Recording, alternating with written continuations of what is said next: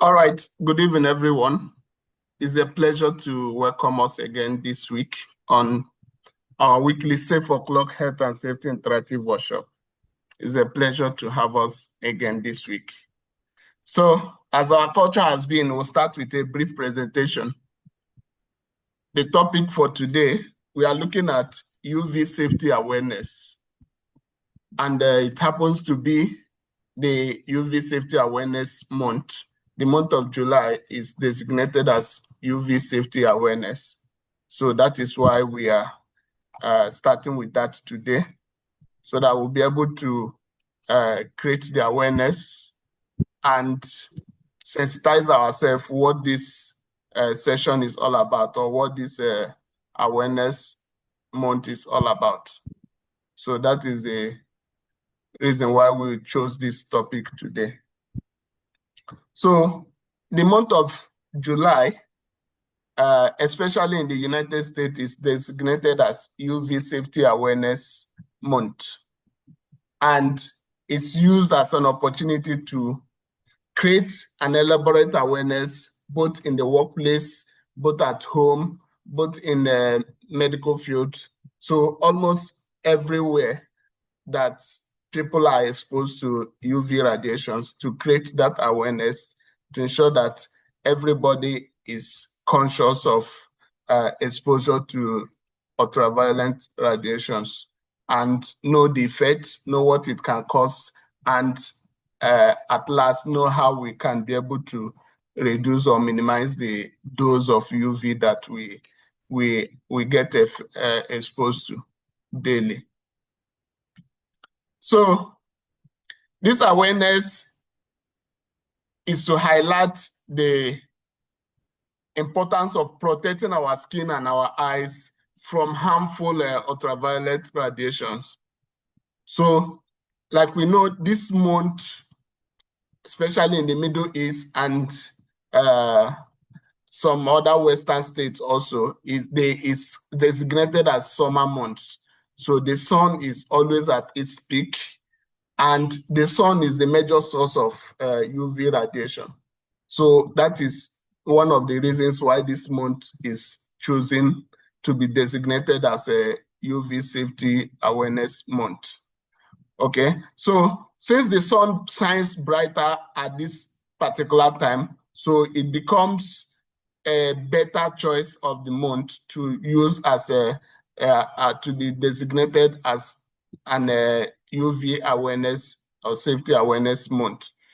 And what we are trying to do is to ensure that we reduce people's exposure to skin cancer and eye damage, which are majorly caused by exposure to ultraviolet radiation. So why do we celebrate this UV Safety Awareness Month? It's a national observance, especially in the US, which is focused on educating the public, the workers, and everyone alike, to ensure that everyone is aware of the dangers associated with exposure to UV radiations and other artificial sources of UV radiation, like the tanning beds. So people are now trying to tan their skins, trying to improve their skins using exposure to UV, artificial UV radiations. Now, it has been proven that these are one of the sources of skin cancer, or one of the causes of skin cancer. So this awareness month is used to sensitize people on what they could be exposing themselves to by engaging in these practices.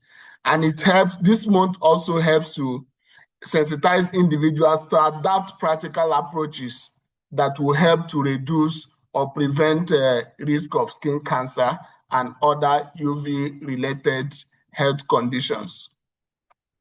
Okay, so this month awareness is supported by dermatologists, other public health campaigns across the United States. Now, the sun, being the primary source of UV radiation, is said to be the primary source or primary cause of skin cancer. That is exposure to overexposure to UV radiations have been said to be the primary cause of skin cancer. And it also contributes to premature skin aging, contributes to skin burns, of course.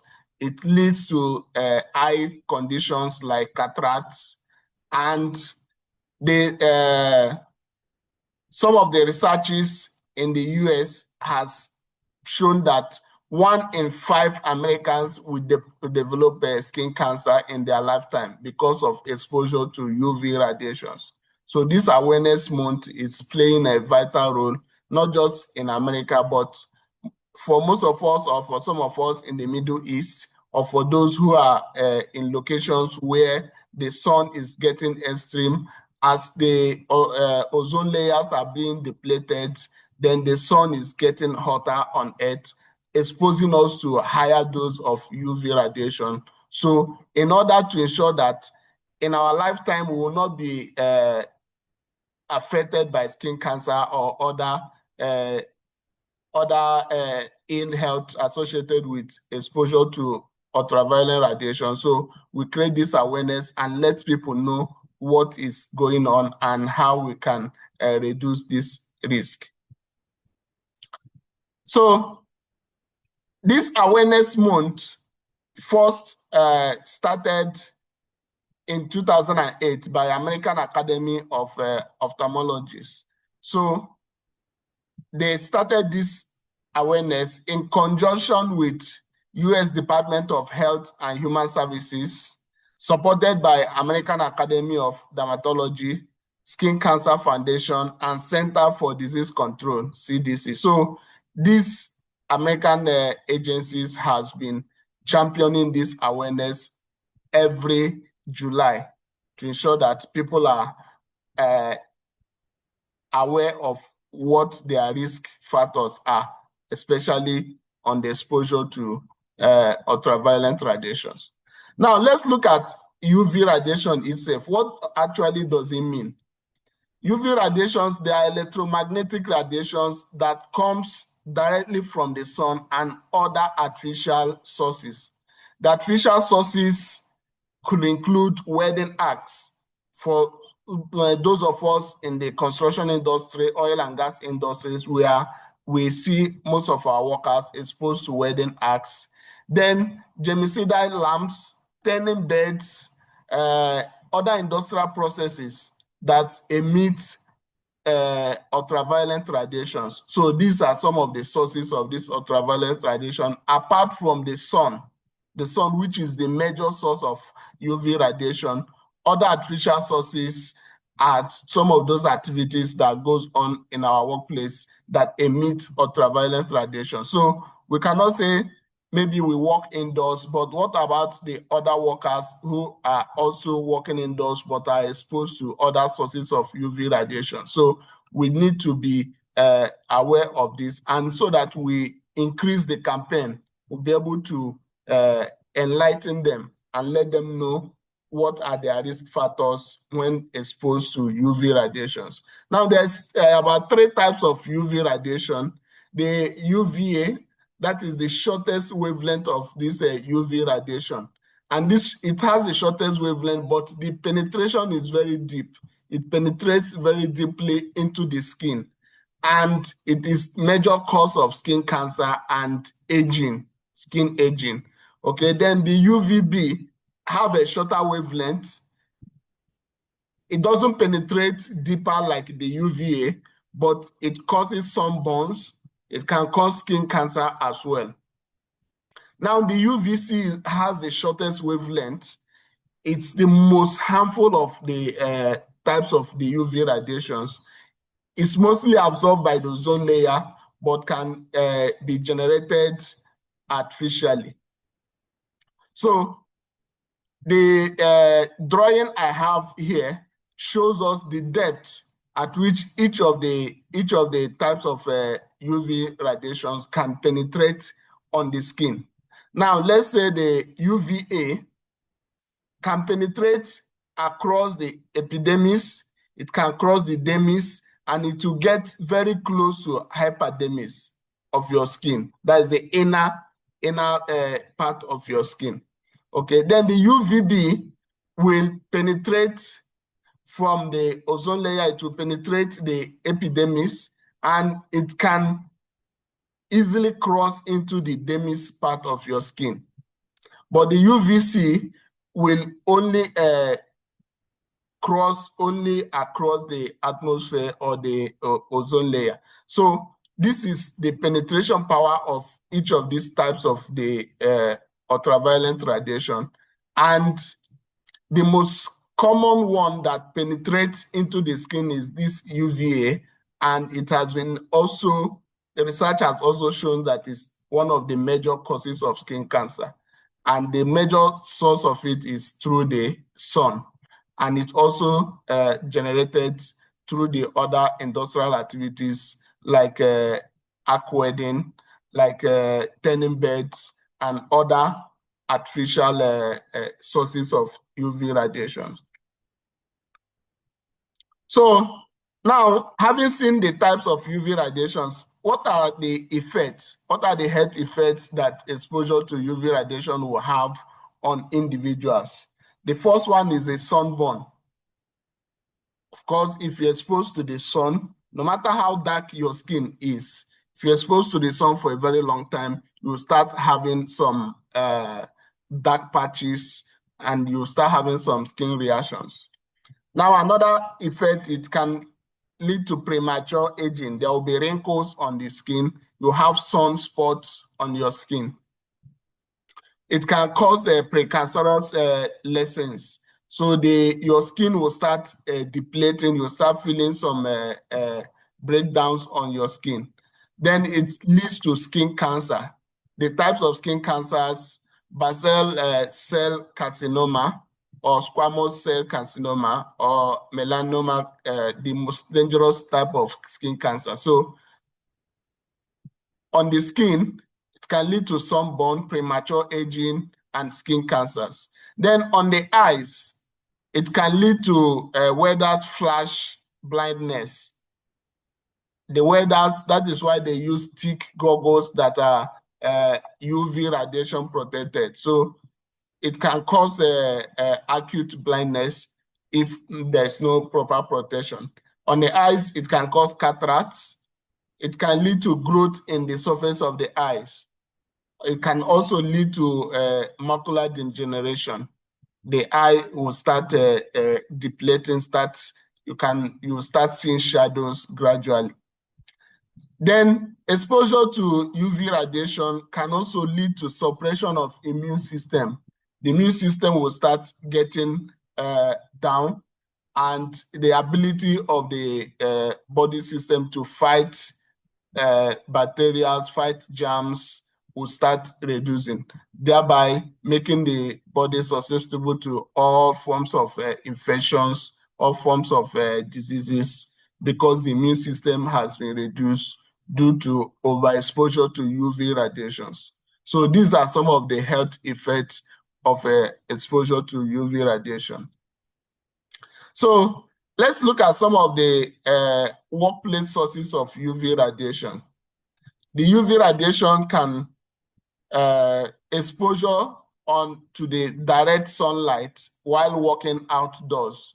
The construction workers, maybe the road construction workers, landscaping, those agriculture, especially now that is summer season, the sun is very high and in the daytime. So those workers that work outside, that are exposed to direct sunlight, that they have high chances of being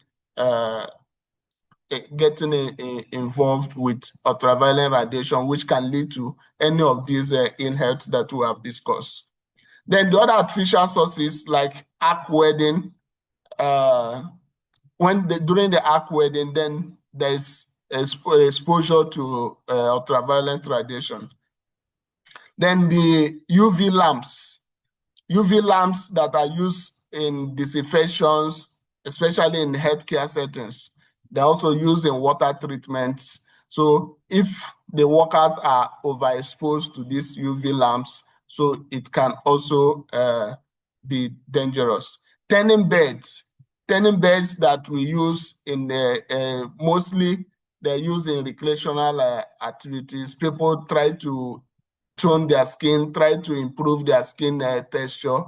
And the workers, there are some workers who are operating those things, not just the person that is coming to turn his skin, but the workers who are operating the machines are also exposed to this UV radiation in the process of doing their job. So they are also at risk.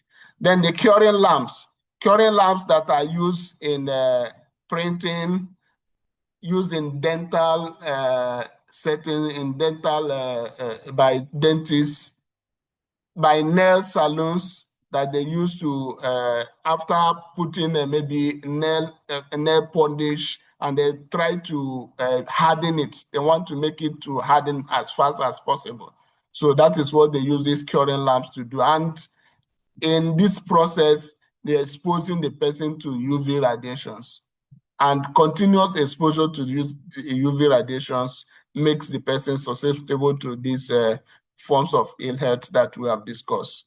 The phototherapy unit also is also another source of UV radiation. For people undergoing phototherapies, you see that they are being exposed to this UV radiation in order to cure their types of cancer that they have. Then in the process, if they are overexposed, they can also develop skin cancer in the process. So high intensity discharge lamps also used in industrial lamps, like in industries where you require very high density of light. So you use this type of lamps and they produce UV radiations as well. So if somebody is exposed to it, or if somebody is in contact with it or to it for a very long time, the person is at risk of this ill health as a result of exposure to UV radiations. So these are some of the sources of UV radiation in the workplace that we already know, but we need to keep emphasizing on this awareness. We need to keep letting the workers know what they're exposed to. Because one thing about these health effects or health hazards is that they don't manifest immediately.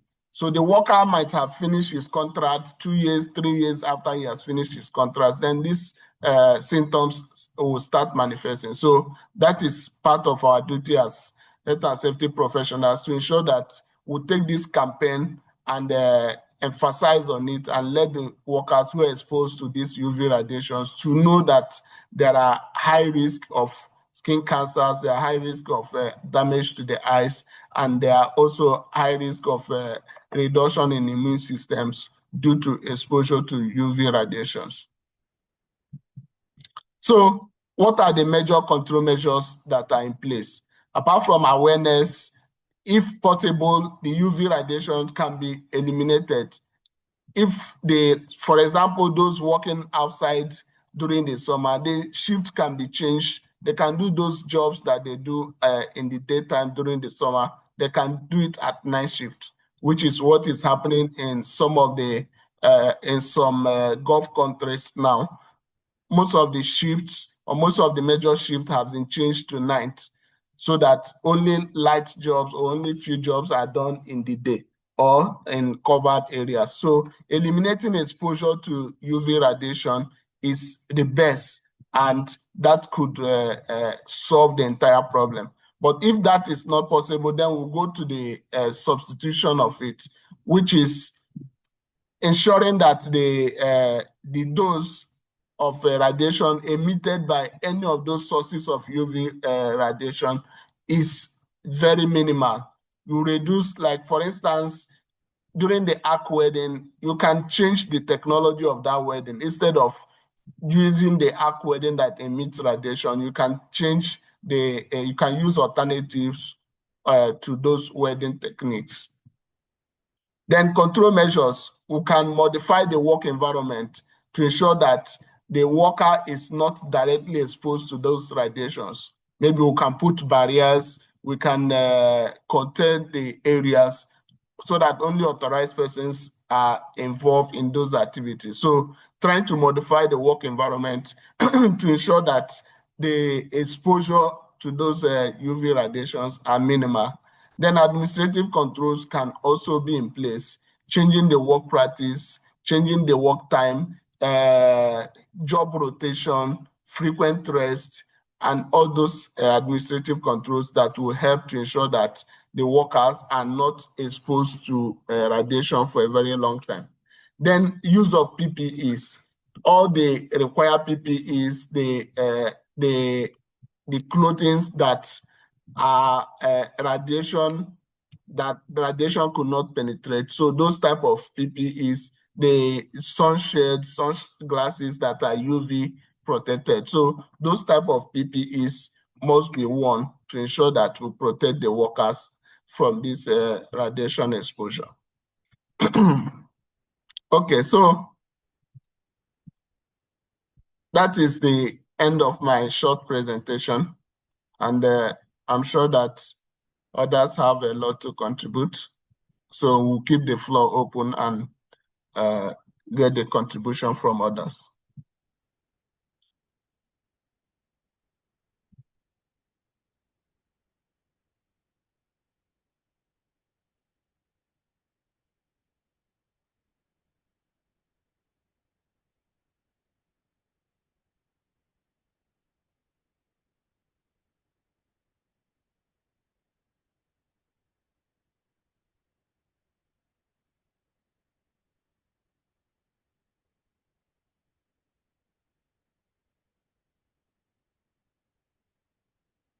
Okay, so the floor is open. Let's hear from others.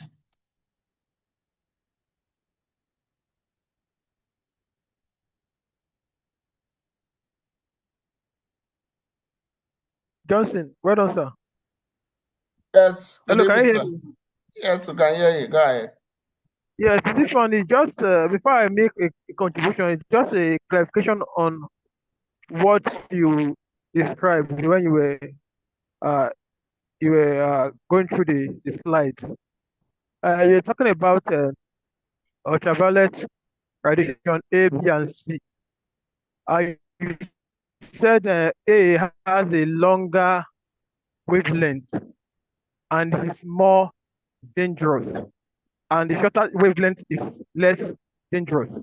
From my understanding of science, a shorter wavelength radiation is more dangerous than a longer wavelength radiation.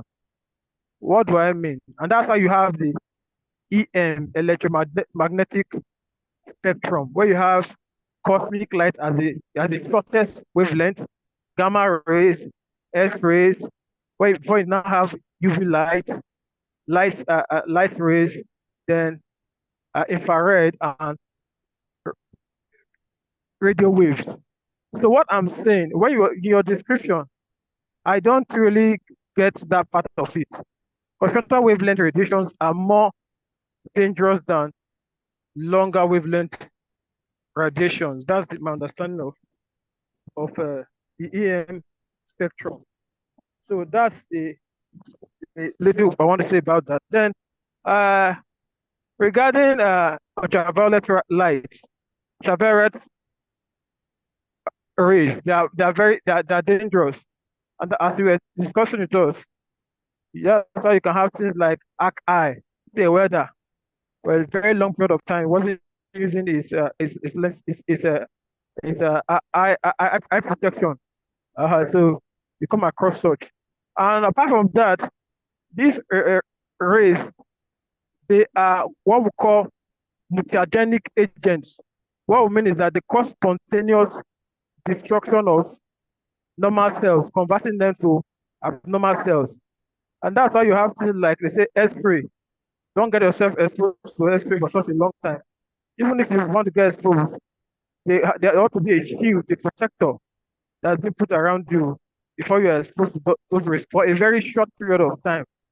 So these things that are mutagenic, they are carcinogenic, they can cause cancer. So the risk level from these substances is very high. Mostly when you move down the spectrum where you have a rays of lower or shorter wavelengths. So that's my little contribution to the topic.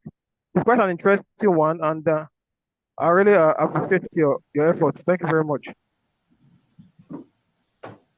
Thank you very much. Thank you for your contribution and thank you for your observation. Okay.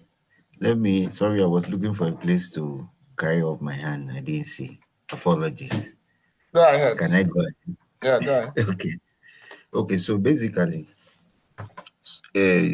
exposure to UV light, most times when we are doing risk assessment, we do not assess the equipment we have that emits radiation. I remember I was doing an internal audit sometime in March. I noticed that, even the scanner we are using before you go into a facility, the ones we have in banks in Nigeria, some facilities have it. We have it there. So when people are going in, they're scanning and all that. The thing is a radiation emitting device. We need to include it. We need to do a risk assessment. You know, here where we are in Canada, you need to register all radiation equipment, emitting equipment with, they call it Health Canada. It's a regulatory requirement. So when you register it, the guys will come do like a survey, something like doing occupational hygiene assessment, like an assessment of the equipment you have. And for a period of time, they'll give people dosimeter to actually know the level of exposure, the emission that comes from that equipment, so that you can factor it into your risk assessment. So when we are doing procedures which has to do with getting your risk assessment fixed, let's also consider equipment that can emit radiation. Apart from us looking at the sunlight, you talked about the lamp, that mid lamp, and some other. Let's always identify those equipment and how we can put control measures in place to mitigate the exposure. That's just a little contribution. Thanks. Thank you very much, Mr. Eddy. That is why we are here, to learn from how others do things, especially people from different parts of the world. People who takes those type of risk serious. In Nigeria, we don't take those we don't even consider them as risk at all. We just think that they are technological equipment and we move on. That's true. All right, the floor is open. Let's get others' contribution.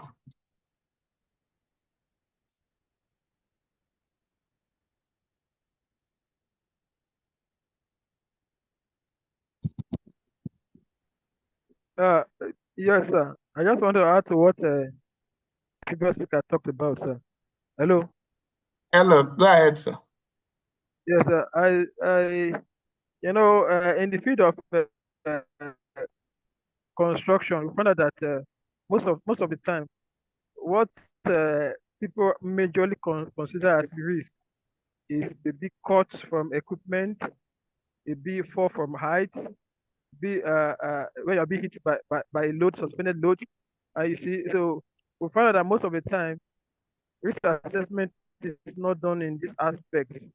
And I believe that in the radioactive industry, where you deal with radioactive light, in those kind of industries, you find that you have a more elaborate risk assessment that will cut across uh, uh, assessing risk from radioactive substances as well as substances that emit light.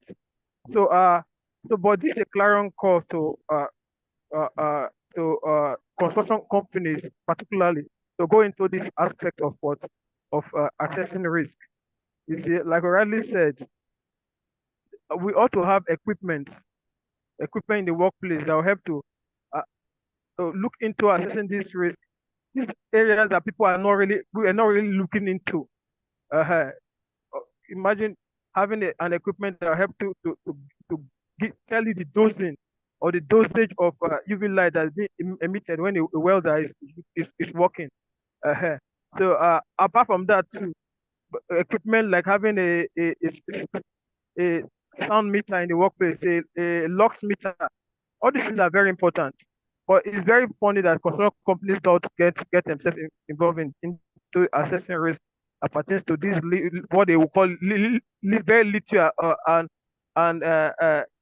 less talked about aspects of safety. So that's my little contribution. Thank you, sir. They, just like you said, it's a clarion call for us to intensify the awareness on health-related risk. You know, we are called health and safety, but most times it seems we focus on physical risk or physical hazards, and we don't usually talk about health hazards because the effect is not felt immediately. Just like this exposure to UV, the weather can work for 1 year, 2 years, 3 years, and he has not felt anything, no symptoms, nothing happens. So he feels he's very okay. So I think, just like you have said, it's a clarion call that we should be looking at protecting the workers beyond the time of their contract, because that is where the main thing will start. If the contract is just 2 years, after 2 years, he's gone out of the site, and that is when he will start suffering from what he has exposed himself to. So it's part of our job to ensure that we keep raising awareness, to ensure that we keep letting people know that there is risk associated with this type of things. For us in the Middle East, it's also a clarion call, not just to focus on heat stress. This exposure to sun, we should be looking at letting people know that there is UV radiation associated with exposure to sun. Now, this is summer, the schools will be on break, and people will like to be taking their children to summer camps and all those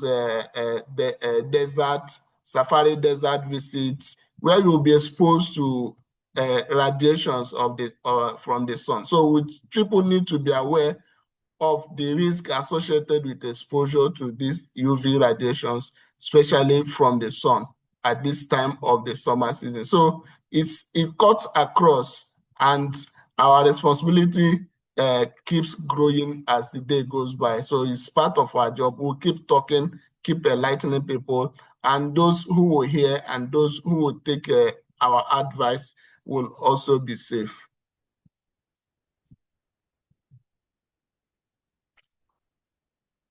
Do we have any further contribution?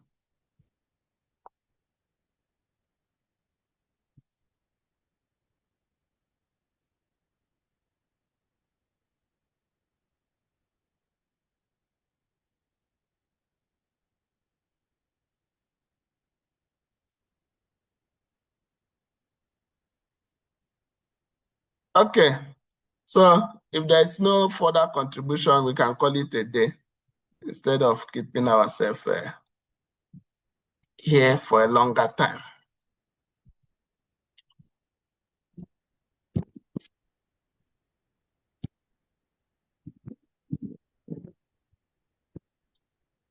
Yeah, everybody have a nice day. Mr. Johnson. All right, so it's a pleasure to have us today. So do have a nice day, and I hope to meet us again next week, Thursday. Good night, everybody. All right, good night.